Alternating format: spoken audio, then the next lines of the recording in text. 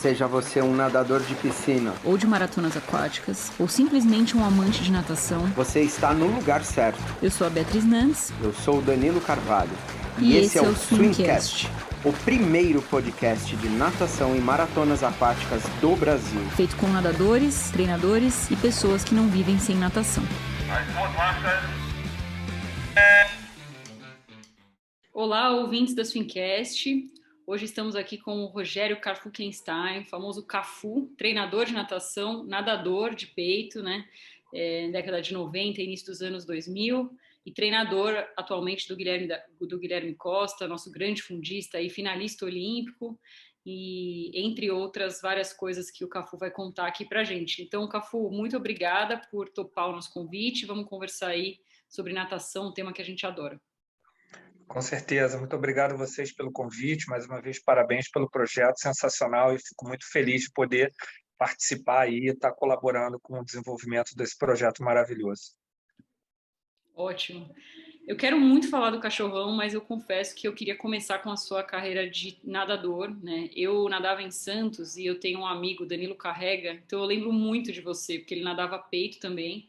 E eu lembro bastante, assim, de te acompanhar mesmo, porque torcia por ele ali, né? Então, nos 50 peitos, sem peito. Então, tem muita gente que nem conhece esse seu passado, né? Eu queria que você contasse um pouquinho pra gente dos seus feitos aí como nadador. Eu nadei ali numa época que o nado de peito no Brasil era talvez o pior nado da natação brasileira, um pouco defasado ali no final dos anos 90, início dos anos 2000, até o Oscar Godoy foi um dos melhores nadadores da minha geração, depois o Alan Pessotti, Eduardo Fischer. Aí eu peguei um pouco aí da geração Felipe Lima, Felipe França, Henrique Barbosa, João Luiz, e foi um pouco desbravador, porque a gente não tinha, na época eu falo isso muito para os meus atletas, que hoje a gente faz treino de velocidade, meio fundo, fundo, aí dentro da velocidade tem o cara que nada mais 50 e 100, tem mais o cara que nada 100, 200, que nada mais estilo. Na minha época, todo mundo fazia a mesma coisa. Eu estava até falando hoje, contando para os meus filhos do Dalteli Guimarães. Eu tive a oportunidade de treinar com o Dalteli Guimarães no Flamengo, ali em 1992, 93, e a natação era bem diferente. E eu era um dos que não aceitava o fato, eu era um apaixonado pela natação, sempre fui, meu pai, né, grande incentivador, minha mãe também era quem me levava para a natação, mas meu pai apaixonado, era da Federação Aquática e tudo, e a gente sempre corria muito atrás de melhorar, né? Principalmente o nado de peito. Você vê, na época, eu cheguei a pegar final A de Troféu Brasil ali em 1993, 94, com um 7, um 8 de sem peito. Isso não é nem índice hoje em dia, né? Então, o nado de peito no Brasil evoluiu muito desde aquela época e eu tenho assim, me orgulho de ter sido um dos precursores disso, porque fui lá na Hungria buscar Joseph Nagy, então ex-treinador do Mike Barron, que foi recordista mundial, campeão olímpico dos 200 peito, uma das maiores referências, não só em resultados de nado de peito, mas também na mudança técnica, na evolução técnica do nado de peito. Morei na casa dele, treinei com ele e aprendi muito. Mas eu digo que o que eu mais aprendi, eu vim descobrir em mim mesmo como treinador, que foi a postura dele como treinador, muito amigo, muito parceiro dos atletas, mas também muito sério, muito focado, muito trabalho, né? Um pouco workaholic também, muito perfeccionista. E isso foi algo que eu trouxe para a minha carreira de treinador. E daquele ano ali, isso foi em 1998, o nado de peito do Brasil começou a evoluir ali com o Alan Pessotti. O Alan também teve a oportunidade de treinar com o Joseph Nagy. E aí depois veio o Tomazini, Fábio Mauro. É uma geração que foi empurrando o nado de peito, né? Eu cheguei a ser campeão do Troféu Brasil em 2000, fui desclassificado, né? Numa prova que Alan Pessotti, eu e o Guilherme Bellini batendo o recorde brasileiro, sul-americano, em sequência. No final da minha carreira eu já estava mais nadando 50 peitos do que outra coisa, eu já sofria com muitas lesões e tudo, até pela forma que a gente treinava no passado, né? Não havia uma preocupação ativação, proteção, era bem old school tudo mesmo, e a falta até de uma estrutura um pouco mais adequada, então a gente se machucava muito e isso abreviava um pouco a carreira, né? Mas eu digo assim que tudo que eu aprendi na minha carreira de nadador, eu sempre fui muito curioso. Por que que a gente não tem bons nadadores de peito? Por que que o nado de peito no Brasil não é tão forte? Por que que a nossa natação não é tão desenvolvida como a dos outros países? Isso me ajudou demais como treinador. Então, a minha grande base de treinador foi tudo aquilo que eu questionei enquanto atleta. Que interessante. Você pode contar um pouquinho mais sobre esse momento na Hungria, né? Assim, não só sobre o treinamento com esse treinador, mas também como que é a natação lá, porque a gente sabe que é um país super forte na natação há muitos anos, né? A natação é como o futebol aqui, né? Quase todo local tem uma piscina pública, tem uma piscina mesmo no inverno, que é muito rigoroso lá. As pessoas têm o hábito de nadar e cedo da manhã. A gente chegava às vezes 5h10 para treinar, já tinha pessoas nadando, geralmente idosos que já foram nadadores no passado. E o nado de peito lá é um nado básico, é talvez o primeiro nado a ser aprendido. E por isso eles têm um desenvolvimento tão bacana, tanto no nado de peito como no medley, né? Então, a primeira vez que eu estive lá em 1998, eles estavam recém saídos daquele regime socialista, abrindo, né, um pouco para o mundo as portas do país. Então, eu convivi com uma transição entre um país extremamente comunista e fechado para o que a Hungria se tornou hoje, que é uma das Budapeste é uma das capitais europeias de maior procura pela alegria do povo, pela diversidade de atrações e de lazer que oferece, né? Até de noite, bares e comidas maravilhosas. Então, e junto disso, né, vem uma cultura esportiva muito rígida, muito treino, muita dedicação, muita disciplina. As escolas, né, elas estimulam muito o esporte, né? Então, a piscina era ocupada o dia inteiro.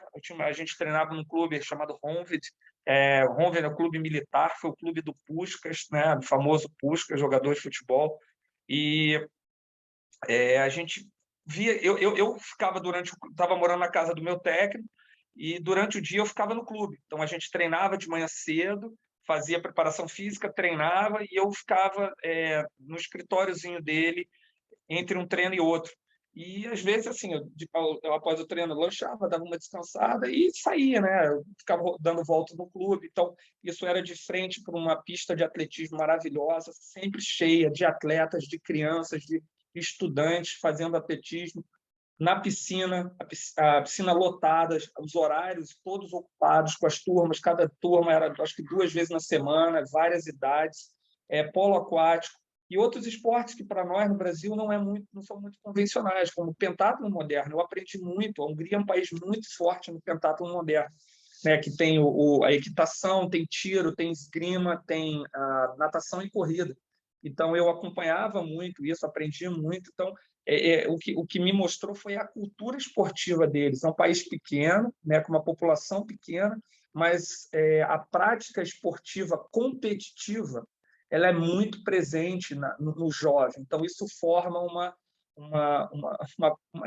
uma cultura bem assim propícia ao aparecimento de grandes atletas em diversas áreas, né? Você vê a Hungria, ela tem mais medalha de ouro olímpica do que o Brasil na natação e talvez em outros esportes. Exatamente por isso, a ginástica olímpica, natação, polo aquático, esgrima, pentatlo. Então, foi assim muito bacana tudo que eu vivi lá. Foi uma grande escola para mim, sabe? Me formou não só tecnicamente, mas principalmente a minha visão quanto a esporte e educação. E, Cafu, você está falando de um negócio que é um sonho para a gente, ter isso aqui fomentado desse jeito. Mas você tem ideia, por você ter vivido lá, de onde que veio tudo isso, de onde veio essa origem cultural deles, esportiva tão forte? Por que que ela se solidificou tanto lá? Danilo, eu não tenho uma explicação assim específica, olha, foi isso, mas eu acho que o acesso, né, e também a falta de outras opções, né? Então, durante ali o comunismo, as crianças eram muito fechadas nas escolas, tinham pouco acesso. Você vê, bibliotecas, era restrição muito grande à informação. Então, o esporte acabava sendo um facilitador, né? Como se fosse uma válvula de escape. E todas as escolas, todos os centros, todos os clubes ofereciam muita coisa. Eu acho que aqui no Brasil a gente fica muito ali. Eu lembro de mim na escola, talvez vocês eram assim, eu vejo pelos meus filhos. Educação física escolar é o quê? Futebol. Né? E lá não, lá eu acho que é oferecido todos os esportes, né? Todos os esportes. Além disso, isso eu digo pelo clube que eu falei, o Clube Honved é o clube militar. Todas as famílias que tinham parentes, pai, avós, militares, eles eram levados a praticar esporte dentro desse clube. Então, era muito forte. Cara, é uma coisa assim, você imagina um clube do tamanho do Minas, ali, do Minas 1, né, com um ginásio, com piscina, com quadra com pista de atletismo, com campo de futebol, todos os esportes sendo extremamente desenvolvidos e praticados, sabe? Então você tem a diversidade. O ginástica olímpica era um ginásio assim muito tosco, muito velho, mas cara, muita gente praticando. Então eu acho que isso vem do incentivo mesmo das pessoas. Elas entendiam aquilo como um way of life, né? Uma forma de se viver, um caminho para se viver, para conseguir algo mais que o país naquele momento não estava conseguindo diante do regime em que eles, né? Porque a gente pensa muito no comunismo, né? Isso assim, palavras deles, da União Soviética. Cara, a Hungria, ela tinha a rebarba da União Soviética. Pra você ter uma ideia, meu técnico me contou uma história. Ele comprar um carro, ele pagava o carro, ele ia receber o carro dali 1 ano e meio, cara. Entendeu? Então, era um carro que já chegava assim, obsoleto, vindo da União Soviética. Então, eles também não tinham muita coisa. Então, eu acho que o esporte sempre foi uma grande alternativa e uma oportunidade para eles saírem daquilo ali, para eles terem um pouco mais de condição de viver, sabe? Muito interessante. E você esteve em 2017 no Mundial de Budapeste, né? Foi seu Sim, primeiro Mundial foi. como treinador. Deve ter sido Absolutamente. legal, deve ter sido legal de voltar para lá e assim, realmente, eu estava lá também cobrindo e a arquibancada muito cheia todos os dias. Eu fui num jogo de polo também que parecia realmente futebol, então é muito É. legal como eles torcem, né? Eu tive em 2009, minha lua de mel foi lá, né? Quando eu casei, eu fui para lá em lua de mel. Fui no clube onde eu treinei, revi o grande amigo que eu fiz lá, que foi o diretor esportivo do clube. Fui no clube onde treinava o Daniel Ghiurta, tive com ele treinando lá, ele tinha acabado de voltar de uma competição. E assim, todas as piscinas lá têm muita história. A piscina que o Daniel Ghiurta estava treinando era a piscina onde o Thomas Darney, o Attila Zeni e o Joseph Szabo treinaram, que foram campeões olímpicos. O Thomas Darney hoje tem um swim club dele na outra piscina do lado, né, do mesmo complexo onde ele treinou. Então, para mim, assim, foram 3 momentos. Foi em 98 a 2000, quando eu vivi lá, e 2009, quando eu fui em lua de mel, que eu encontrei uma Hungria já bem diferente, e 2017 eu já vi uma capital europeia bem diferente, sabe? Então, foi muito bom, foi incrível mesmo. Que legal. E como que foi essa sua passagem de nadador para treinador? Você falando, me parece que você nunca teve dúvida de que queria ser técnico de natação, né? Na verdade, eu fiz 8 períodos de direito, sabe? Minha mãe, eu tenho alguns advogados Nossa, na família, e, assim, mas eu me lembro de, assim, no final da escola, meus cadernos, no final do caderno eu ficava fazendo planejamento de treino, do que eu achava que eu tinha que treinar para os campeonatos brasileiros, entendeu? Sempre partindo daquilo, do questionar muito do que era feito aqui, do porquê que realmente a gente não conseguia ser, né, o que os americanos eram, os australianos, canadenses e todas as outras potências. Então eu ficava escrevendo planejamentos e isso assim até pouco tempo eu tinha guardado. Então a minha transição foi ainda como nadador, né? Eu precisava de apoio, não tinha muito dinheiro, não tinha muito patrocínio, eu dava aula particular, né? para alguns atletas lá do clube, dava toque, tudo. Eu comecei a devagarinho, aí eu resolvi largar o direito e fui para a educação física, foi ser treinador. Foi até um problema, porque eu tinha quase completado a faculdade, mas eu sou muito feliz hoje com o que eu faço, por estar podendo ser treinador e continuar vivendo a natação da forma que eu vivo. Nossa, que surpreendente. E como que foi assim? Hoje você tem a sua equipe, né? Você não sei se você está associado apenas a um clube ou se, sei lá, se alguém quiser treinar com você, como que é, né? Eu queria que você contasse um pouco essa trajetória até você chegar onde você está hoje.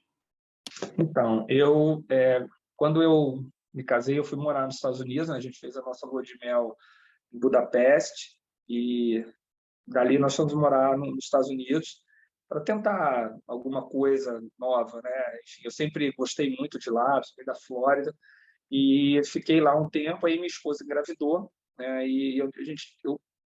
Assim que ela engravidou, eu tive uma proposta de trabalho para ir para Los Angeles, ou, né, voltar para o Brasil e aqui do zero tentar alguma coisa. A gente optou em voltar para o Brasil.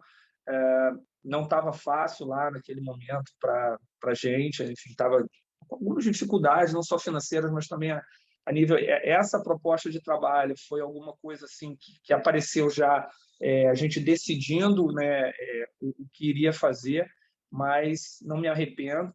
Voltei para cá e tive um nadador. Comecei com um nadador que já era um daqueles que eu dava aula antes. E aí foi, de um veio dois, de dois vieram três, e assim, sempre me reportando aquilo que me moveu dentro do esporte, o querer fazer algo diferente, né? Querer entregar alguma coisa diferente para aqueles que estavam comigo e do que eu tinha tido, né? Não era nada diferente do que acontecia na natação. Eu nunca tive essa preocupação crítica de olhar para o lado, não. Eu sempre olhei para dentro de mim e vi o que eu gostaria de entregar e o que eu gostaria de conquistar. E eu fui trabalhando, estudando, sempre estudei muito, mas muito, assim, livros e livros, artigos. Sempre fui o chato de chegar em competição, perguntar para os treinadores brasileiros, sul-americanos, lá de fora, porque sempre fui muito ávido por saber o porquê que nós não conseguimos, né? E isso foi me movendo tanto. E eu comecei a entregar resultados diferenciados para o pessoal, principalmente aqueles que, em determinado momento das suas carreiras, já estavam estagnados, já estavam ou era a última oportunidade ou parariam de nadar. Eu consegui, graças a Deus, resgatar muitos, fazer muitos voltarem a dar resultados e até darem resultados que nunca haviam dado. E aí isso foi crescendo. A minha equipe sempre foi um grupo de treino, né? Foi uma equipe de treino. A RKF surgiu ali mesmo oficialmente em 2014, e meus atletas na época nadavam pelo Fluminense, né? Acho que todos ali nadavam pelo Fluminense. 2015, alguns começaram a nadar pela Unisanta. O Fluminense teve um problema financeiro e os mais fortes não conseguiram ficar no Fluminense. E aí a gente ficou assim, Fluminense e Unisanta. E aí depois Marina, eu assumi a natação. Marina encerrou a natação pelo clube e abriu a licitação para terceirizar a natação. Eu ganhei a licitação e fiquei lá da mesma forma, Marina e os atletas mais fortes que precisavam de alguma coisa mais profissional nadando pela Unisanta, depois Pinheiros e, por fim, o Minas. E ano passado, meu contrato se encerrou no Marina e eu falei, não, esse é o momento de dar um passo maior. Eu tinha uma outra piscina aqui na Barra, e aí eu federei a RKF como equipe, né? Então, a gente está começando, é o primeiro ano, a gente tem de infantil a sênior, né? Tem o Master e também tem a escolinha. Então, a gente está se organizando numa piscina de 6 raias, né? Tem um super apoio aí do clube do BNDES, né? Da funcionários do BNDES, é uma parceria muito boa, o pessoal acredita muito, incentiva muito a gente. E estamos indo, engatinhando, né? É difícil porque é um sistema que se autoalimenta, né? Os pais pagam a mensalidade, isso tudo vai bancando, os treinadores, o aluguel da piscina, tudo que a gente vai tendo. E a gente conseguiu um patrocínio da Natural Future, que é uma empresa de suplementos, né? Ela está apoiando a gente esse ano também, super parceira aí, dando uniforme, estruturou a nossa piscina, barracas, bandeirolas, em toda a parte de visual da piscina foram eles que fizeram, e estamos remando, né? Assim, com esperança de que a cada ano a gente consiga subir um degrauzinho, sempre com o pé no chão, para que seja um crescimento estruturado. Você falando, da impressão que você tem, que você sempre foi bem assim, questionador, né? Como você mesmo disse, por que que a nossa natação não é como outras, né? Eu estou bem curiosa, assim, o que que você acha que falta e o que você aplica na sua equipe, né? Assim, quais seriam os seus princípios como treinador, né? As suas, sei lá, 5 principais pontos que você acha importantes para um cara nadar bem. Então, primeiro de tudo, foi entender, né? Hoje essa visão minha ela foi mudando, e eu acho que depois da Olimpíada algumas coisas ficaram muito claras. Eu acho que para a gente chegar a um nível muito alto, a gente tem que, antes de ter ambição, a gente não pode ter medo de fracassar. E eu sinto que muitos atletas têm medo disso, e muitas famílias tentam blindar os seus filhos de decepção e fracasso. Ah, mas se fracassar, se decepcionar, essa é uma semente que, se plantada, ela limita, né? A criança vai ter sempre o medo de arriscar, sempre o medo de ousar, de se colocar realmente à prova, e porque a decepção está ali, ela está do lado da vitória, né? Ou você pode falhar ou você pode vencer. E eu falo muito assim, a medalha olímpica, em alguns momentos em Tóquio, ela teve super disponível. Um grande exemplo, o 400 livre. A medalha estava ali. O tunisiano foi lá e meteu a mão e pegou ela, ganhou ela. Né? Ele acreditou até o final, em nenhum momento. Ele era o 15º melhor tempo na eliminatória, nadou na 15º ou 16º, nadou do lado do Gui, né, na eliminatória. Ele se classificou com o 8º tempo da final e ele ganhou a prova. Então, ele em nenhum momento ele teve medo de falhar, ou se teve, aquilo ali não foi importante para ele. Então, eu quero muito que os meus atletas não tenham medo de falhar. E depois que eles acreditem que só trabalhando muito, e trabalhando duro, e não é 1 ano, não são 2 anos, são muitos anos, sem você colocar um prazo de validade. Porque às vezes eu vejo assim, não, agora esse ano eu vou treinar. E me preocupa, porque a pessoa, de repente, nunca treinou na vida, vai treinar 1 ano e talvez não seja nesse ano que vem. Né? Porque, às vezes, recebe a prazo, não recebe à vista, imediatamente.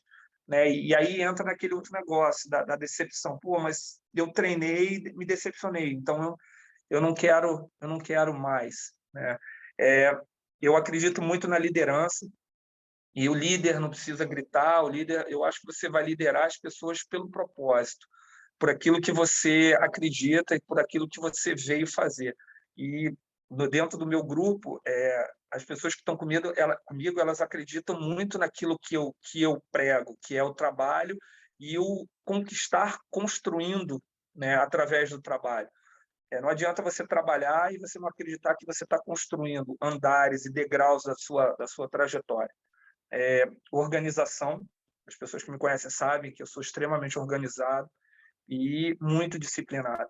Né? Horário, para você ter uma ideia, a gente está falando aí de 2009, quando eu voltei para o Brasil, a gente está em 2021, foram as primeiras férias que eu tirei, foram agora, com 12 anos de trabalho.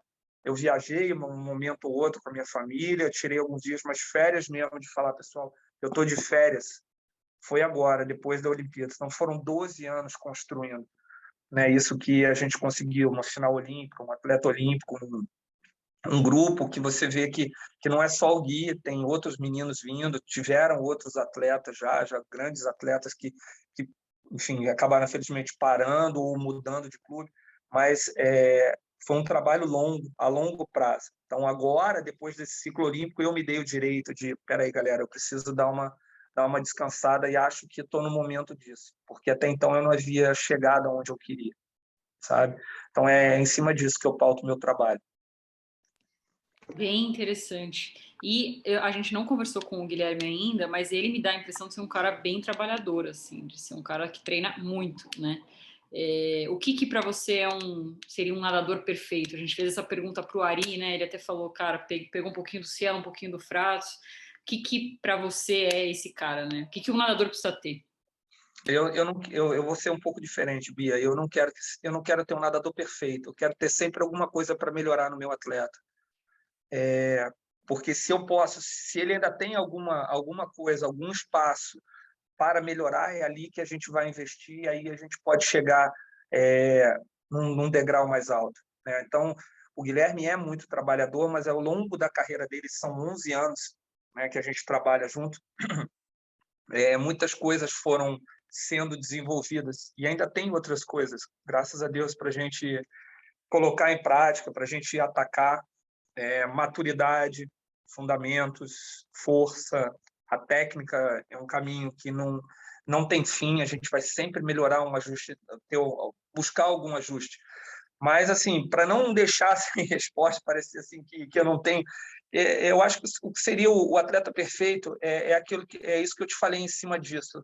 Um atleta que não tenha medo de se decepcionar e de se frustrar, que goste de trabalhar, que seja organizado, disciplinado e que também seja um líder. Isso é uma coisa que eu cobro muito do Gui hoje. Ele é um líder. Ele é um cara que tem que puxar com ele diversos outros nadadores, não só pelo resultado que ele produz, não só falando assim, não, eu quero dar o resultado que o Gui dá. Não, eu quero que ele lidere, que ele puxe o pessoal, que as pessoas olhem para ele e falem assim, cara, eu quero fazer, eu quero treinar, eu quero construir, eu quero me conduzir igual o Guilherme, que ele seja uma referência de atitude, não só uma referência pelos resultados, sabe? É um pouco diferente, sabe? É um pouco diferente, pelo menos na minha visão. Eu acho que a pessoa tem que mostrar que ela está lá, que os resultados que ela produz são fruto de valores e de algumas qualidades que têm que ser essas sim copiadas e servirem de modelo para que venham mais e mais e mais, sabe? Eu vou dar um exemplo assim, posso até estar falando besteira, mas na minha cabeça faz sentido. É o Gustavo Kirten.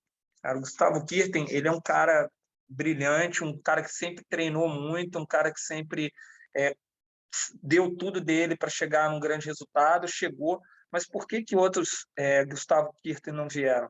Porque talvez não tenham sido motivados a trabalhar como ele trabalhou, não tenham se disposto a trabalhar da forma que ele trabalhou, porque para mim não existe outro caminho, só realmente trabalho, não basta ter talento, não basta ter dinheiro para poder investir no esporte. Se o cara não tiver alguma coisa dentro dele que faça assim, não, eu vou acordar todo dia disposto a ser melhor ou a dar mais um passo em direção àquele grande objetivo, eu acho que não consegue. O que me despertou a atenção, né, você respondendo para a Bia o que seria um atleta perfeito, né, eu acho que o que você mais pautou aí, no meu entender, aí você me corrige se eu estiver errado, a parte emocional desse atleta, o psicológico, a cabeça dele, porque se ele tiver a cabeça correta, ele vai fazer o que ele precisar fazer para atingir os objetivos. E a parte do propósito, da liderança positiva pelo exemplo, né? Porque a melhor forma de ensinar é através do exemplo, né? É isso. E vou dizer vou contar uma coisa para vocês. Cara, me marcou demais o tunisiano do 400 livre. O Guilherme e ele aqueceram na mesma raia. Em um determinado momento, isso na piscina de aquecimento, em um determinado momento, os dois quebraram um pau dentro d'água. Sabe aquela coisa de atleta mirim mesmo? São dois garotos, o moleque tem 18, 19 anos, o Guilherme 22 anos, mas o Guilherme é um jovem, é um cara, assim, graças a Deus, mais novo do que a idade. Cara, assim, é porque vocês não vão conseguir ter a imagem, mas o cara estava fazendo ritmo de 50, o Gui virou que ele estava fazendo um de 100. E o técnico dele soltou o cara em cima do Guilherme. E o cara botou para a esquerda, foi ultrapassar o Guilherme, não deixou.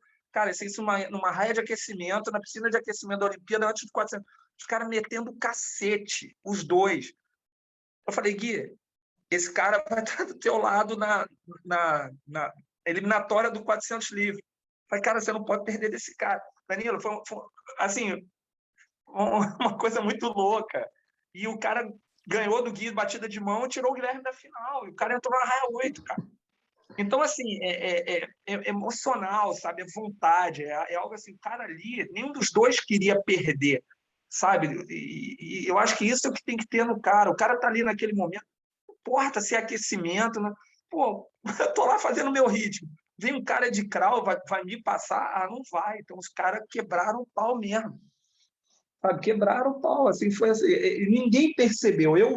Pô, porque estava pegando ali e vi o cara saindo, o cara botou para a esquerda, foi passar o Guilherme não deixou, cara. Os caras arrombaram, digamos assim, a raia durante o aquecimento. Então é isso, sabe? É isso que você falou, cara. O cara, para mim, ele tem que estar ali, cara. Ele tem que estar movido por alguma coisa, sabe? É óbvio, durante o processo de preparação, ele vai estar movido por alguma coisa, durante a competição, ele vai estar movido por alguma outra coisa, mas ele sempre tem que estar com o emocional a favor. Sempre tem que estar com vontade, assim, como eu falei do pote de ouro, cara. O pote de ouro está ali. O chefe botou a mão, cara. O chefe botou a mão, sabe? Isso eu acho que faltou um pouco para o Gui. Quando a gente chegar para falar dele, que eu imagino aí que vocês vão perguntar, você vai falar, mas o que aconteceu? Cara, o cara fez um baita de um 400, demorou a entrar na prova, né? E faltou exatamente isso. Cara, tá ali, né? Quem é que vai botar a mão? Não precisa ser americano, australiano, eles não têm preferência, não. Né? Mas depois a gente fala sobre isso, só porque a gente acabou chegando nesse assunto aí da vontade. A gente pode falar, mas assim, eu não ia, você falou que a gente ia perguntar o que aconteceu, né? Como se tivesse sido ruim, mas eu não ia perguntar desse jeito, porque assim, acho que ele foi super bem, né? O 800 dele foi excepcional, a eliminatória, na final acabou ficando um pouco para trás, mas assim, normal, porque também tinha acabado de nadar praticamente, né? Bia, não vamos falar que foi isso, sabe? Desculpa até eu acho que a gente está aqui também para ensinar, né? E para mim ficou muito claro ali que ele não nadou a final para ganhar o pote de ouro dele. Ele nadou para a final para ver se caía no colo dele de alguma forma, né? E é aquela coisa, ou você bosta suas armas, cara, ou você não vai ter oportunidade. Ele mostrou as armas dele na eliminatória, ele fez um parcial absurdo, sabe? Ele foi maduro porque ele estava muito na frente na série, ele controlou tanto que o pessoal encostou nele e aí ele forçou o final suficiente para se classificar no miolo da prova. Só que essa maturidade toda chegou na final e cadê ela? Entendeu? A avaliação que você faz é essa, então, que faltou um pouco de atitude para ele ali na final.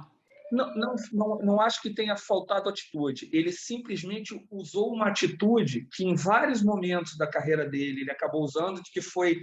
Quantas vezes você aí... Vou perguntar, Danilo, quantas vezes você já viu o Guilherme dar um sprint no último 50 e ganhar a prova? Várias, né? Várias vezes. Só que não dá para você fazer isso na Olimpíada. Se você não sabe fazer isso bem, né? Quando é que você nada bem? Eu mostrei para ele, cara, dos seus recordes sul-americanos, tá? De 14 recordes sul-americanos, cara, 12 foram feitos nadando de forma agressiva. Então, você não pode agir diferente numa final olímpica, né? Então, assim, ele não teve atitude, ele teve a atitude errada.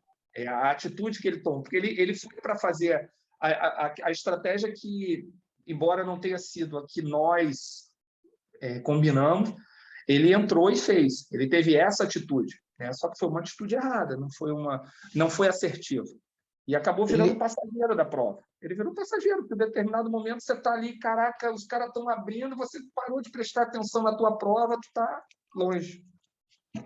Na verdade, o que você está querendo dizer é que, assim, a atitude, obviamente, que ele teve, ele adotou a estratégia errada ali para o momento. Talvez faltou ele ousar para falar assim, eu vou para pegar o pote de ouro e beleza, né? Acho que é mais ou menos isso.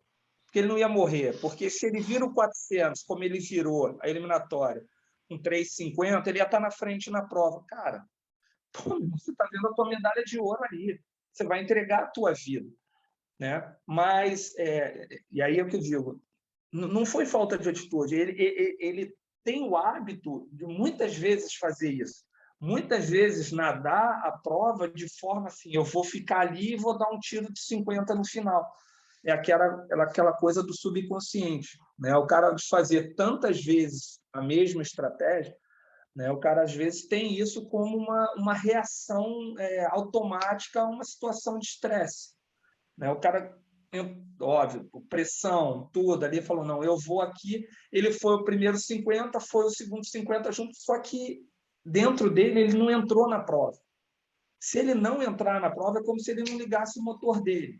Isso é provado, né? Por mais que a gente treine progressivo, faça diversas séries que ele vai crescendo, as melhores séries dele são as que ele já entra com atitude, que ele já entra gastando. Porque senão parece que o motor não ativa. E foi aquilo ali para mim, entendeu? Claramente.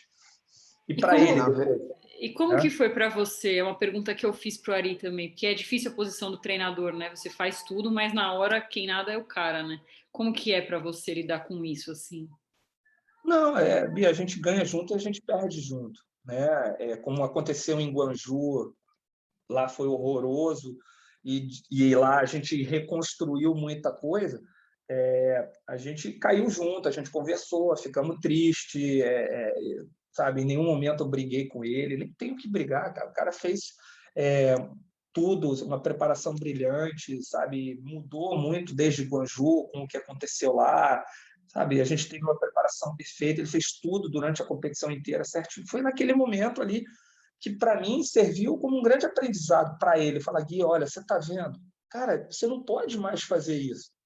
Que se o preço, né, do aprendizado tenha sido passar por isso na final, cara, tá bem pago. Agora vamos reescrever isso. Tanto que no 1500, logo depois, que é uma prova que já está, assim, não é fora do baralho para a gente, mas não é uma prova que tem um peso, né? Porque 400 e 800 são provas que ele é mais competitivo, que ele está mais competitivo, que eu tenho assim a consciência, e ele também, que ele não erra tanto. 1500 ele ainda erra, por mais que ele tenha muitos recordes sul-americanos, se você botar proporcionalmente, está aquém das outras provas. Então, o miolo do 1500 dele é uma parte que ele sempre erra. Mas lá na Olimpíada ele foi para dentro, passou super forte e segurou.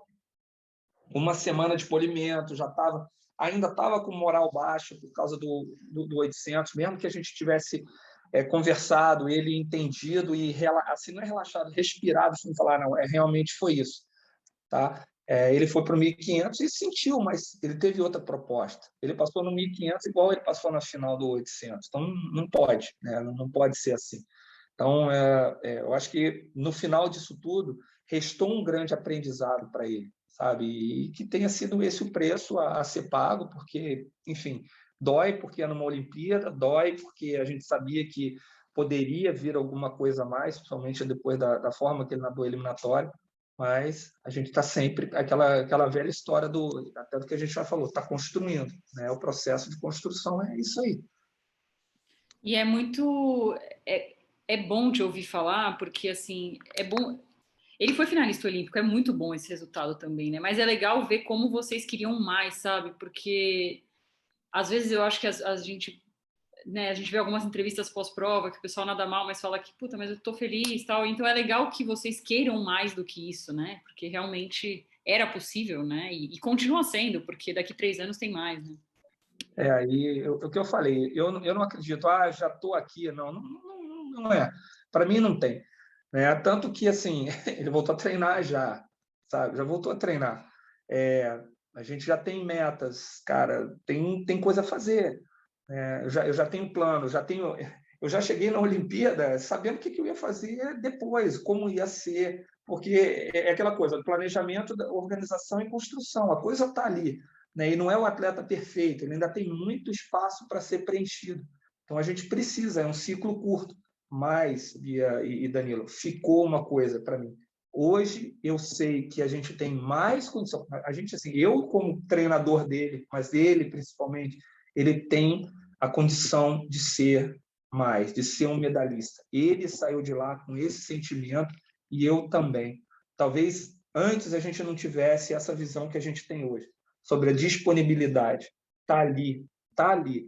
Ninguém ganha de véspera, óbvio, a preparação é fundamental, mas o que a gente precisa preparar mais é a forma do cara ir em busca do pote de ouro dele. Não, e ele aprendeu como ele não tem que ir, que foi como ele fez na final do 800. Então, se você sabe que você pode conquistar mais e você aprendeu na dor o que você não pode fazer, então você está extremamente no trilho. Então, é só trabalhar, continuar fazendo o que está fazendo, que com certeza vai colher coisas grandes. Então, por isso que a gente está muito motivado para esse outro ciclo, sabe? O fim, que eu logo depois, foi muito legal. 2 índices de curta, um 200 livre, que é uma prova que vai precisar acontecer mais na vida dele para que ele consiga nadar melhor o 400. Então, ele já nadou 1,45,0 em curta ali, pô, ele tinha 1,49 em curta, 1,49 em curta e 1,49 em longa, fez 1,45,0. Errou a virada na final lá, porque ele foi tão agressivo que acabou traído pela marcação do fundo, virou um pouquinho antes e escapou o pé e acabou ficando fora da disputa da prova lá no fim. Mas, assim, tem muito para onde ir ainda. Aí perguntar, maratona aquática, também tem. Então, é aquilo que a gente vem dizendo. Ele tem muito o que fazer. Então, ele está longe de ser ainda o atleta perfeito. Eu tenho a visão do Guilherme como um atleta em formação ainda, mesmo ele sendo finalista olímpico, né? E até pelas suas falas, até pelos seus comentários e pelo que a gente conversa e vê aí essa busca. Mas assim, você acabou de falar uma coisa que eu acho que você tem que verbalizar para todos os nossos ouvintes que tiverem a oportunidade de ouvir isso, porque para mim o que você estava falando agora com relação a estar lá, a ter a condição, vocês tiveram certeza absoluta que todos os caras do mundo inteiro que estão lá têm 2 braços e 2 pernas igualzinho a gente tem, e que basta trabalhar duro e chegar na hora e fazer o que tem que fazer com atitude, né, na busca da medalha. É isso mesmo? É isso aí, Danilo. E acreditar nisso. Cara, eu sei o que o cara faz no treino, entendeu? Eu sei o que ele já fez no treino, eu sei o que ele já fez em competição. Cara, são 14 recordes sul-americanos em botar aí 4 anos, porque ano passado não competiu praticamente. Então, é um cara que tá com a bala na agulha, sabe? E vem evoluindo. Você vê... Pega o primeiro 1.500 que ele bateu o recorde sul-americano, ele nadando. E olha ele nadando hoje. Vê ele virando lá, vê ele virando hoje. Vê ele treinando lá, vê ele treinando hoje.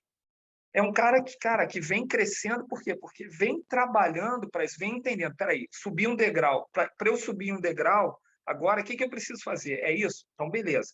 Só que os degraus estão ficando mais altos. E ele continua aceitando. Ele continua. O que ele tem, cara, que é fora de série. Ele é dócil, ele é coachable, né? Ele é treinável demais. Ele confia muito em mim e eu confio muito nele. E ele sabe que tudo que eu vou buscar e trago para ele, ele sabe, não, ele sabe que aquilo é para o bem dele, que aquilo é baseado em alguma coisa que a gente viu, né? E que a gente vai construir. Então, eu preciso que ele fique mais forte. Beleza. Como é que a gente vai construir isso? Já tem um plano para isso. Um plano que não mude o corpo dele. O corpo dele é perfeito, assim, cara. É leve, é em cima d'água. Eu não vou encher de músculo ele. Eu vou fazer o cara ficar mais forte. Então, como é que eu vou fazer ele ficar mais forte? Tem 2 maneiras. Ou eu boto mais músculo, ou eu faço ele usar melhor o músculo que ele tem. Então, é o que eu estou treinando nele. E ele vem diminuindo braçada. Ele já tinha diminuído no fim, na seletiva olímpica, diminuiu mais ainda na Olimpíada. Então, ele vem se tornando mais eficiente, mais econômico e nadando mais rápido. A partir de agora, a gente treinou muito a perna dele, mas eu dei uma parada. Assim, porque é aquilo que eu estava falando. Eu acredito muito, eu sempre penso que as coisas são recebidas a prazo, nunca é à vista.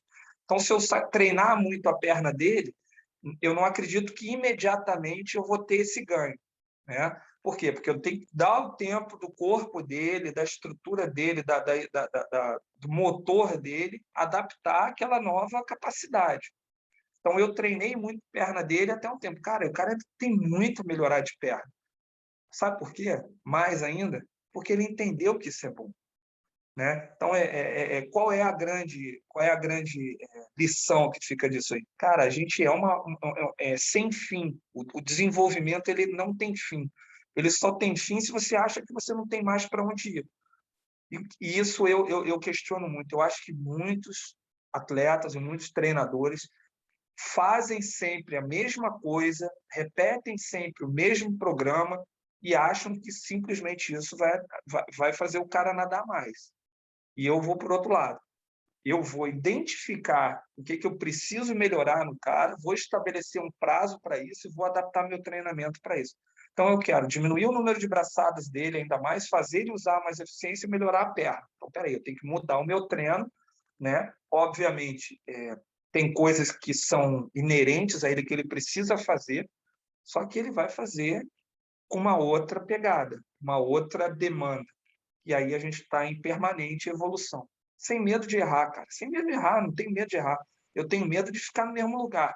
Lembra lá atrás, aquele questionamento de quando o atleta, porra, mas o que eu vou fazer para melhorar? Então, ir acreditando nisso, cara, estudando, pensando e contando com um cara que, assim, é um filho para mim, cara. Eu amo esse moleque como eu amo meus filhos. Entendeu? E sei que a recíproca é verdadeira, o olho no olho. Por isso que não tem guerra, não tem, pô, nadou mal, a gente nadou mal, nadou bem, a gente nadou bem. Vamos mudar, a gente vai mudar. Eu vou mudar do lado, você vai mudar do teu. E essa coisa vai subindo. E tem dado certo, né?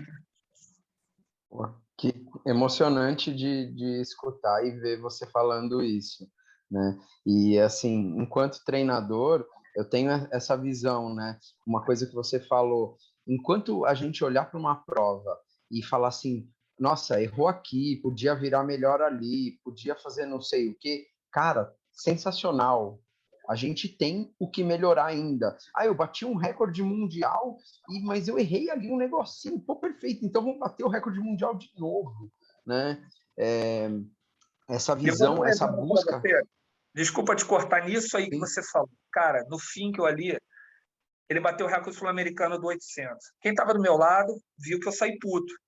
Porra, mas o cara bateu o recorde sul-americano. Eu falei, não é sobre isso que eu estou trabalhando. Eu quero bater um recorde mundial. Tá? Então não é o recorde sul-americano. Falei assim, não mas o cara, porra, tá se achando. Não tô me achando, cara. Eu tenho meus objetivos, cara. Eu sei onde o cara pode chegar, cara.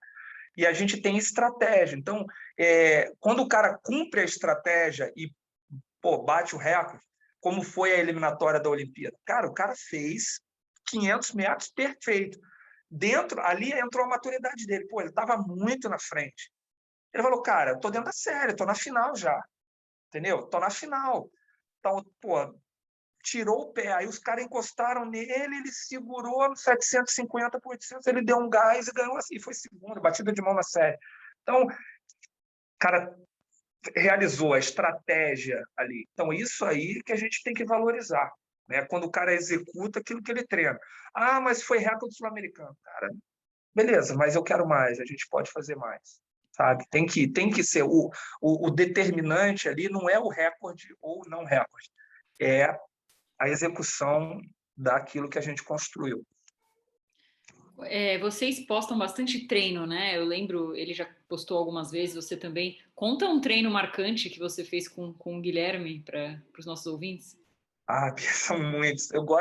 Tem uma série que a gente faz, que assim, é daquelas que eu estava falando, que ele tem que sempre fazer.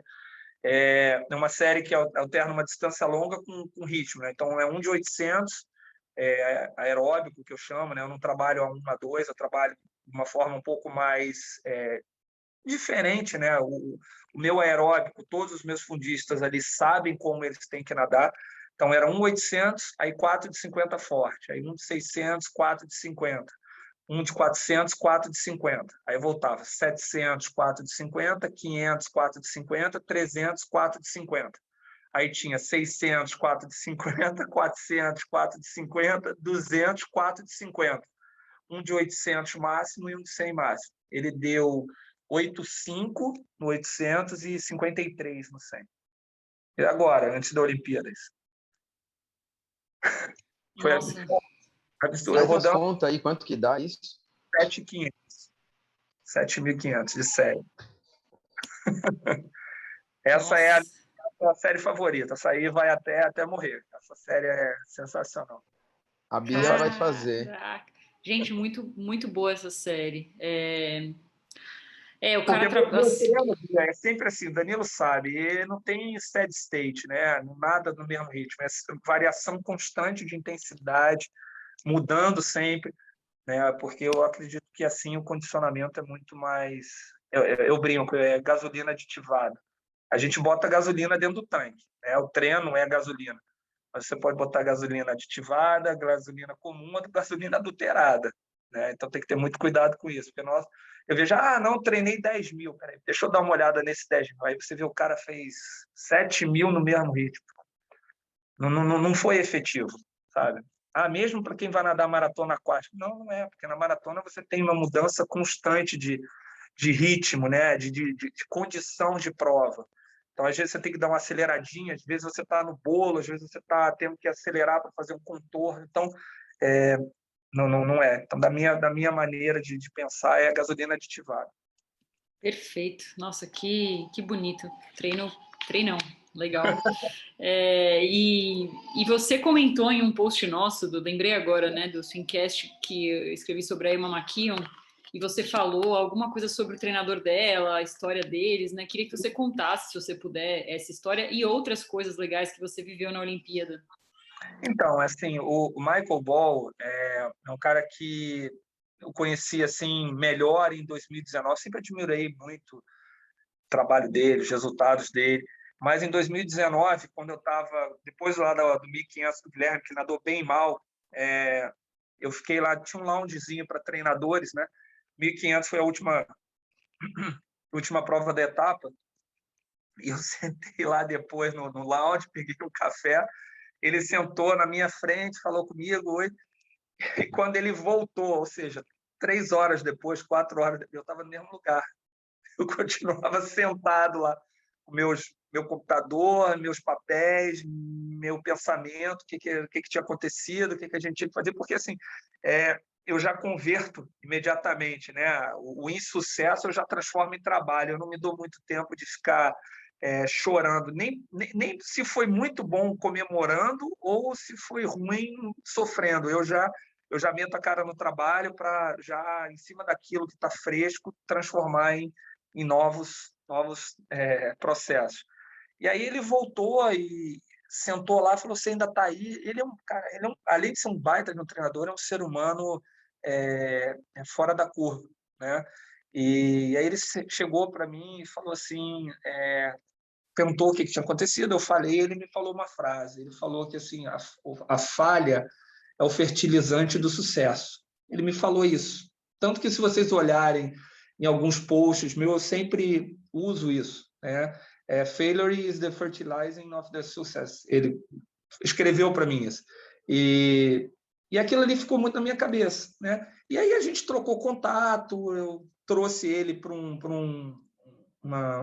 eu fiz durante a pandemia ali, trouxe alguns treinadores internacionais, falou que ele foi o primeiro, eu liguei, mandei uma mensagem para ele, perguntei se ele se incomodava, ele falou que não, e falou bastante da natação feminina. E a gente sempre mantém contato, ele me colocou num grupo de treinadores, que a gente recebe sempre e-mail do Bill Sweeter, enfim, muita coisa legal, ele abriu muita coisa para mim. E olha como é um ser humano. Ele, toda vez que aparece alguma coisa na swim swan do Gui, o resultado, ele me printa e me manda wonderful swim, nice swim, great job. Sim, cara, um cara que... Quem sou eu, né? O cara é mais famoso, um dos mais famosos treinadores da atualidade do mundo. E então a gente criou uma relação muito próxima. E ele falou muito da Emma durante a pandemia, que foi difícil para ela. Ela estava muito pronta para a Olimpíada ano passado e foi devastador para ela o adiamento, né? Mas que ela rapidamente se colocou de novo a treinar e sabe assim a perfeição que ela a qualidade que ela coloca no trabalho dela. Ele sempre me falando muito de como ela fazia, de como ela estava preparada. E aquilo ali, eu conhecendo ele, conhecendo o trabalho, eu já imaginei que ela fosse fazer aquilo tudo. Só que você vê o cara, né, a forma do cara conduzir, sabe, a simplicidade, humildade, tranquilidade do cara é uma baita de um aprendizado para a gente.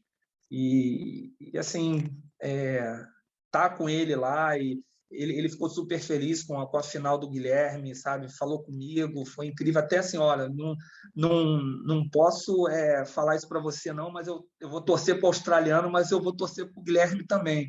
Então, sabe, o cara é super bacana. Então, são coisas assim que acabaram acontecendo, né?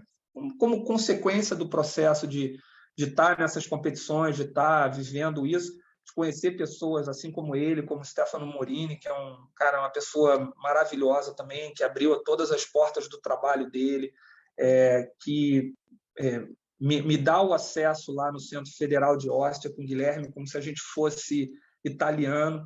A gente tem o mesmo tratamento, o mesmo cuidado, a mesma atenção que os italianos têm pela minha amizade, pela minha relação, sempre me ajudou, me ensinou muita coisa. Foi até assim, curioso, porque o Guilherme nadou do lado do Gabriele Detti, o 800 livre, né? E o Guilherme amassou o cara.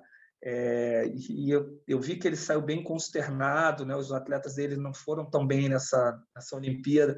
E aí ele me viu, me deu um abraço, falou que eu era um grande treinador e que o Guilherme era um excelente nadador. Assim, então, são referências para mim, assim como o meu treinador, como o Joseph Nagy foi enquanto eu atleta, quando eu morei na casa dele, o Michael Ball, o próprio Brett Rock, o Stefano Morini e outros treinadores, até aqui no Brasil mesmo, o Arilson, um cara que sabe, está sempre lá, a gente junto no Marialém, que acaba sempre ensinando, trazendo alguma coisa. Então, esse contato, não só na Olimpíada, mas, sabe, com grandes treinadores do certame mundial, fortalece muito, ensinam muito, me ensinaram muito, continuam me ensinando e abrindo a minha mente. E aí eu me sinto muito feliz em poder fazer isso aqui no Brasil também. Então, todos os treinadores que me procuram, sempre que precisam de ajuda, que precisam de alguma coisa de mim, eu vou estar sempre disposto, porque é o mínimo que eu posso fazer diante de tudo que fizeram por mim. Cafu, você estava falando aí dos jogos, aí você já contou uma ótima passagem daquelas que nem a Globo nem o Sport TV sabem, do Gui aquecendo com o tunisiano. Teve mais alguma outra coisa ou algumas outras coisas que você viu, algumas cenas, alguns acontecimentos de bastidores ali que você lembra que te chamaram a atenção? Cara, outro cara que eu conheci também, isso foi lá no US Open, outro treinador, né, de altíssimo nível, que é o Greg Troy. Quando a gente estava lá em 2019 no US Open, o Guilherme ganhou as 3 provas e foi super bem.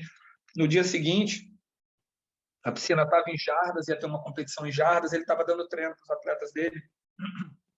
E eu estava lá com o Gui, com mais alguns atletas, porque a gente dali ia para o aeroporto viajar e tinha um campeonato no Brasil. A gente ia ficar um dia viajando, não ia conseguir treinar, e acabamos treinando lá. Ele veio para mim e falou: você que é o treinador do menino de fundo, né? Nossa, ele nadou muito bem. Estou vendo ele nadar. O Guilherme usa um palmar no antebraço, diferente, né? De uma forma diferente. Ele falou: ele usa muito isso, eu nunca tinha visto. Você me fala um pouco? Greg Troy.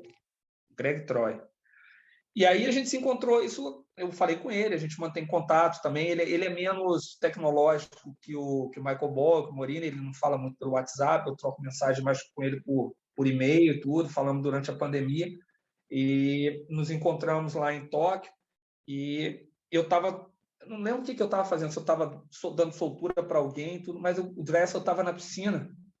Cara, o olhar ele agachado, ele agachou, cara. O cara já era um senhor, né? Um cara mais velho. Ele agachou na borda da piscina para falar com o Caleb Dressel. O olhar do Dressel de respeito e, sabe, admiração pelo cara.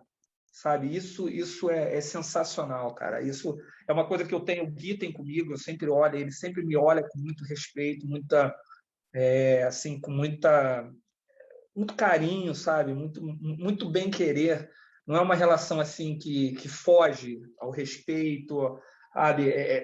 Só de coisa boa. E eu vi isso com o Dressel e o Greg Troy. Então, para mim, ficou muito claro também qual o grande aprendizado disso. Cara, que a gente precisa construir boas relações com os nossos atletas, sabe? Relações que cultivem o respeito, o carinho, o bem-querer e, mais do que tudo, cara, admiração. Eu vi naquele momento que o Greg Troy, que já teve Ryan Lott, que já teve diversos outros grandes atletas, a admiração que ele tem pelo aquilo que o atleta dele fez, né? A forma que ele fala, valorizando, motivando o cara, e a devolutiva, né? A admiração, respeito que o atleta olha para ele. Então, é muito em cima disso também, sabe? Isso o Michael Ball também, cara. 2 vezes eu estava conversando com ele e ele estava responsável pelo Mac Horton, cara. Aí o Mac Horton veio, ele me apresentou, falou, sabe, esse aqui é o treinador do menino lá do 800 e tal. Aí o cara super educado comigo falou. Aí ele falou, não, eu espero aqui do lado. Ele falou, então, tá bom. Aí o Michael Ball falou comigo, acabou de falar comigo. O Horton esperando. Você vê, o cara campeão olímpico, um cara, sabe, que tinha tudo para ser, mas não. Então rola ali uma baita de um respeito, uma admiração, sabe, um carinho, só coisas boas. E aí eu acho que isso também facilita muito e cria. Acaba que a relação ali você consegue tirar um pouquinho mais do atleta, sabe? Porque eu acho que é diferente, sabe? Eu conheço a minha relação com o Gui, a relação que eu costumo ter com os meus atletas, vejo muitas relações maneiras dentro do Brasil, e acho que todas essas que dão resultado, cara, partem desse princípio, sabe, da admiração. Isso foi uma coisa que me chamou muita atenção lá. Assim, na verdade, essa relação ela tem muito a ver com a confiança, né? Eu falo para os atletas, para os pais, né, para os familiares, de um modo geral, eu costumo dizer assim, ó, você pode estar no melhor clube, no melhor programa, com a melhor estrutura, com o melhor treinador do mundo, se você não acreditar e confiar naquilo, não vai rolar. E se você tiver numa coisa muito inferior a esses aspectos estruturais, com um trabalho talvez até relativamente inferior, mas se você acreditar que aquilo te faz ser o melhor do mundo, talvez você seja realmente o melhor do mundo, né? É um ser humano, né, cara? É cuidar do ser humano, né? E isso para mim ficou muito claro lá. Cara, poucos treinadores com cronômetro na mão. Isso é uma coisa para mim também que, assim, eu cada vez mais venho deixando de lado cronômetro em competição, sabe? No máximo ali um ritmo, uma coisa ou outra. Cara, é muito diálogo, é muita energia, muito respeito, sabe? Admiração. É um ambiente de harmonia, cara, e precisa ser uma relação muito harmoniosa, sabe? E isso a gente tem que levar isso, a gente tem que passar para os treinadores, para os atletas, sabe? Eles precisam ter, assim, cara, o orgulho de, porra, cara, esse cara é meu treinador. Não importa se o cara é o Bob Bauman, se o cara é o Greg Troy, ou se o cara é o João ali do clube do bairro. Se o atleta tem orgulho, admiração pelo treinador, pelo trabalho, pelo clube, esses sentimentos, sabe, fortalecem muito e fazem com que o resultado seja ainda mais positivo.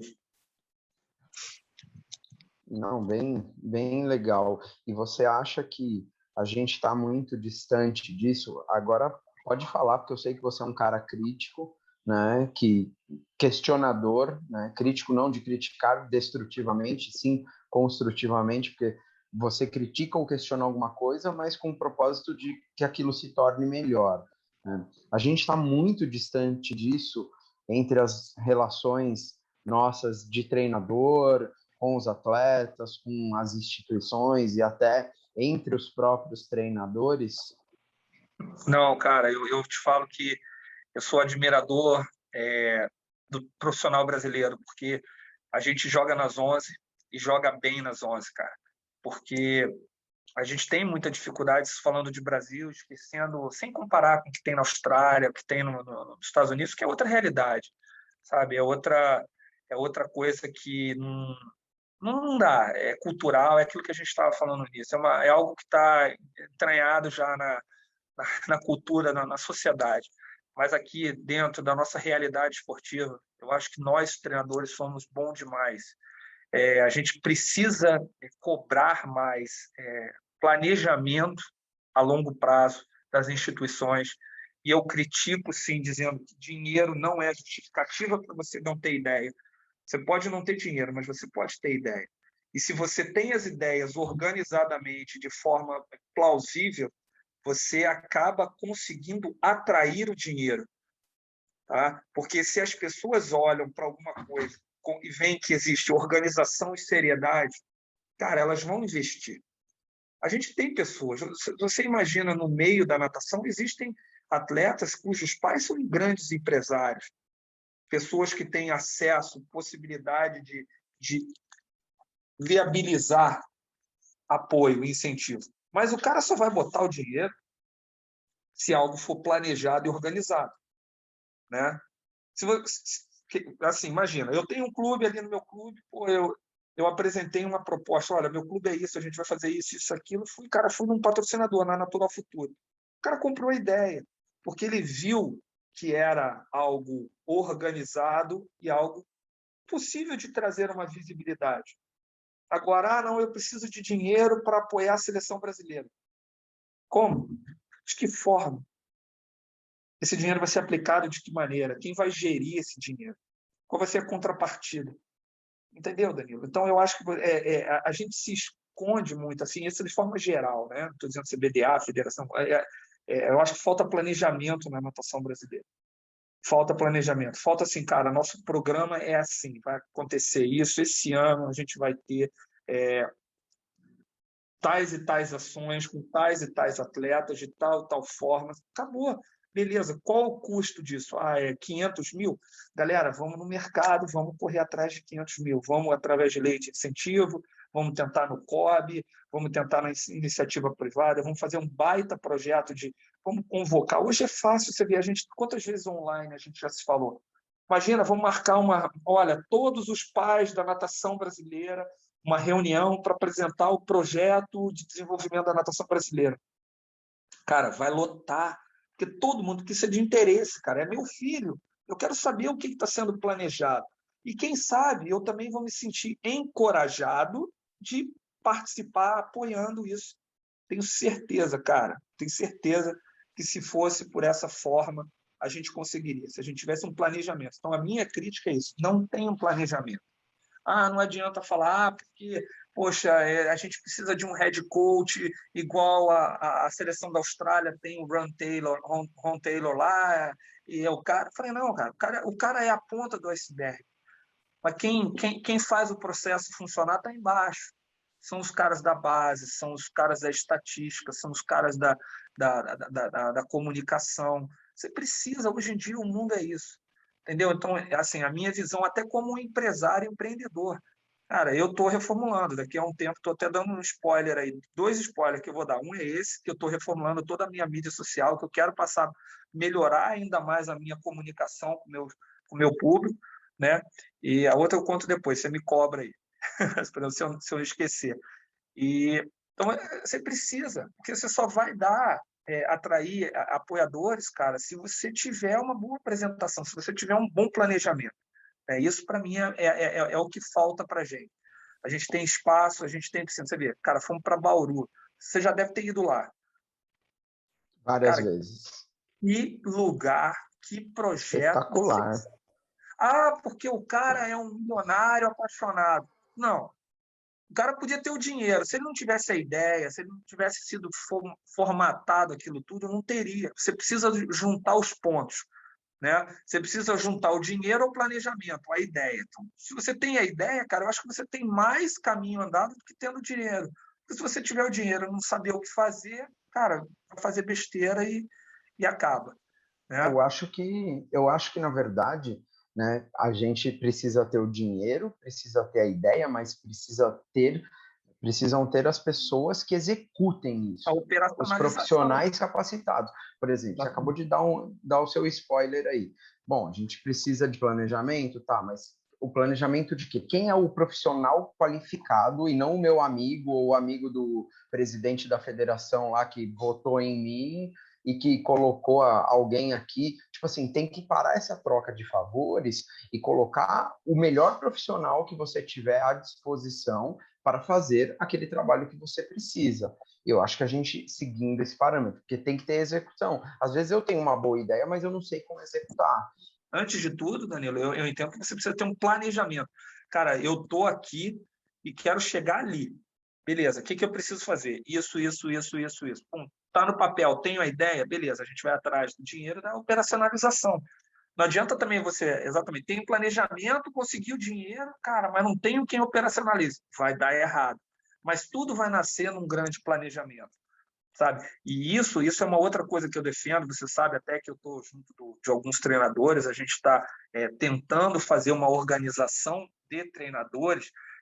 Não é para nada além de fortalecer a categoria. A gente precisa ter ideias diferentes, que isso é saudável em qualquer democracia, em qualquer sociedade, mas a gente precisa remar o barco na mesma direção. E eu acho que muito dos treinadores não serem respeitados como categoria, não serem respeitados em clubes, não serem respeitados, não terem mais voz ativa dentro de federações e confederações, é porque nós não somos organizados, né? Nós não somos. E a partir do momento que nós formos fortes, né, e para isso, eu repito, não precisamos compactuar das mesmas ideias, mas talvez termos o mesmo propósito. Qual é o mesmo propósito? Cara, fazer a melhor natação. Se eu, você e todos os treinadores quisermos o melhor da natação, você pode falar A1, A2, A3, eu posso falar aeróbico, o outro pode fazer N1, N2, N3, que a gente vai conseguir seguir, porque isso aí não vai impactar.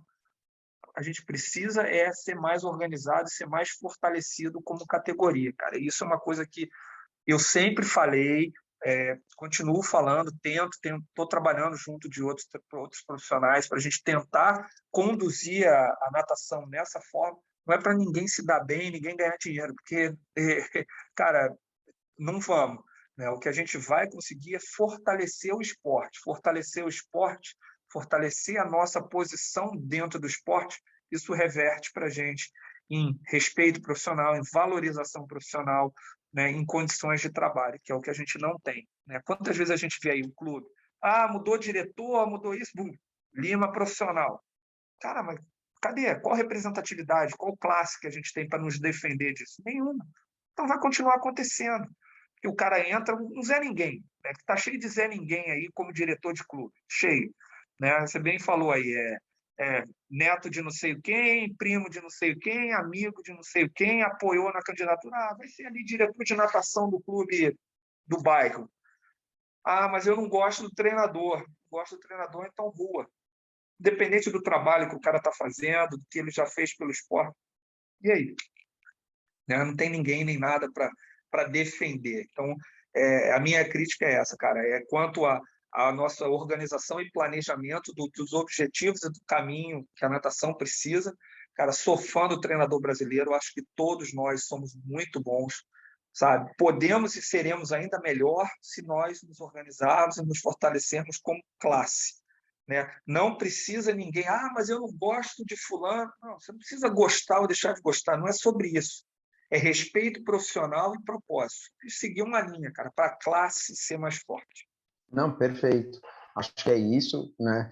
A gente acompanha aí as empreitadas, né? Eu acabo me envolvendo em várias coisas relacionadas à nossa classe também. E eu acredito que a gente tem uma maturidade hoje, uma cabeça de profissionais que já melhorou muito e muito mais gente está aberta a isso e disposta, né? A gente ainda tem um longo processo de construção, para chegar talvez onde a gente acredite que seja o ideal nesse fortalecimento todo e nesse respeito que realmente fazem falta, né? Mas eu acho que a gente precisava dar os primeiros passos e alguns dos primeiros passos já começaram a ser dados, né? Ir para frente, é verdade. E acho assim, cara, a gente ainda vive numa realidade de que, não, o treinador ser convocado para a seleção brasileira, só por ser convocado para a seleção brasileira já é o máximo, o cara tem que se sentir honrado. Não, calma aí, o cara é profissional, cara. Então o cara precisa de um profissionalismo. E você está entendendo o que eu estou querendo dizer, entendeu? Chega de ser assim, não, pô, não, o atleta ganha, o não sei o que ganha, e o treinador não, o treinador já está, o treinador da seleção brasileira, o cara já está ali, pô, já representa aquilo ali. Não é, cara. Sabe? As coisas precisam ser mais profissionais em tudo, em todo segmento, sabe? Porque aí o cara vai entregar mais, o cara vai trabalhar, vai poder investir nele, né? Pô, numa capacitação, numa qualificação, num curso, numa melhora no seu desenvolvimento pessoal, né? A partir do momento que o cara for melhor valorizado no clube, na federação e na confederação, o cara vai poder investir mais em si, né? Porque no fundo do cara, o profissional acaba pensando assim, cara, não vai mudar nada para mim. Por que eu vou fazer isso? E aí a gente está fadado.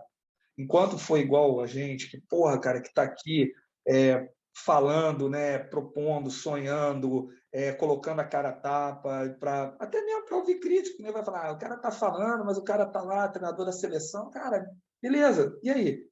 E aí, 70 dias fora de casa, longe da minha família, longe dos meus filhos, 12 anos sem férias, assistir a apresentação dos dias dos pais pelo celular durante o fim, que eu não pude estar presente, mais uma vez. Então, é isso. Eu acho que a gente se sacrifica, a gente se dedica, a gente se entrega, mas a gente vai ser melhor, a gente vai fazer uma natação melhor quando a gente for mais forte, mais organizado como classe. Ficou uma dúvida aqui para mim. Realmente, filhos, treinador e empreendedor, como você mesmo falou, porque você tem a sua equipe, né? Como é que... Oi? Cara, eu tenho a minha empresa, minha equipe, né? Mas eu tenho também, Bia e Daniel, eu tenho uma equipe profissional que trabalha comigo que ninguém faz nada sozinho, né? Então, eu tenho o Rafael Governo, eu tenho o Lucas Santos, eu tenho o Ricardo Trovão e eu tenho o Lucas Rente. São profissionais que trabalham comigo, assim, que me permitem, nesse momento, né, me permitiram, nesse momento, focar na parte da Olimpíada, no final do processo. Mas é uma equipe que a gente tem propósito, a gente tem sonhos, a gente tem, principalmente, uma sinergia muito grande. Eu acho que os profissionais ali que trabalham comigo hoje, eles absorveram muito esses 5 pontos ali que você pediu para eu falar, né? E a gente consegue trabalhar com uma sintonia incrível, sabe? Então, eu não seria nada sem eles, tá? Nada mesmo. Que legal, muito bom. E se alguém tiver interesse em treinar com você, em fazer parte da equipe, como é que faz? Só mandar mensagem, né? O pessoal me procura sempre, é um modelo profissional, todo mundo paga, né? Todo mundo paga para treinar, mas aí é contato, a gente recebe sempre muita procura. Eu tenho ampliado mais e é por isso que eu tenho me dedicado agora a dar uma melhorada nas minhas redes sociais, na minha mídia social, para trabalhar mais online. Eu tenho prestado consultoria aí para vários treinadores e atletas no Brasil.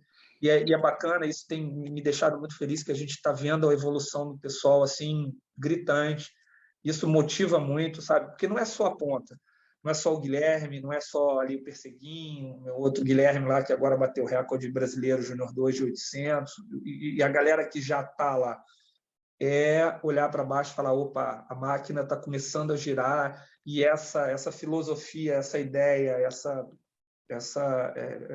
esse propósito, né, está sendo espalhado e está começando a dar frutos em outros locais do Brasil, que para mim, sabe? É isso aí o que eu quero.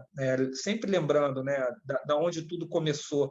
Isso eu nunca me esqueço dos meus cadernos quando na escola, dos meus cadernos na faculdade de Direito, fazendo treino de natação, do meu envolvimento de sempre querer fazer melhor, né, proporcionar o melhor. Então, hoje não é só na parte de treinar os meus atletas, é de melhorar os profissionais que estão comigo, dar a eles conhecimento, dar a eles possibilidade de crescerem profissionalmente, né? E também ao redor do Brasil, tá ensinando, tá capacitando, tá mentoreando diversos profissionais que vão impactar e muito aí no futuro da natação do Brasil.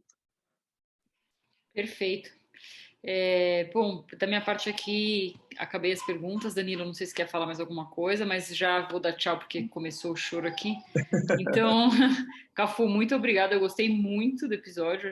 Assim, fiquei bem impressionada com você e obrigada e parabéns pelos resultados.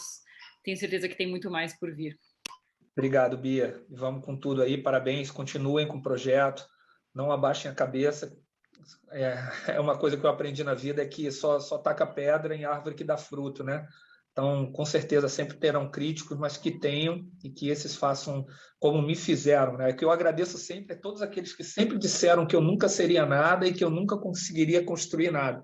Eles me fortaleceram muito, não porque eu sou teimoso, né? Mas porque eu gosto de provar que muitas vezes estão errados ao meu respeito.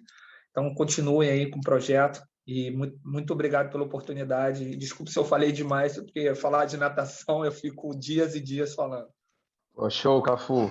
É uma honra aí sempre poder estar falando contigo, sempre uma aula de vida, de esporte, de profissionalismo e postura para todos nós. Deixa um recado para os nossos ouvintes aí, a gente tem de tudo. Fica à vontade, é seu o microfone.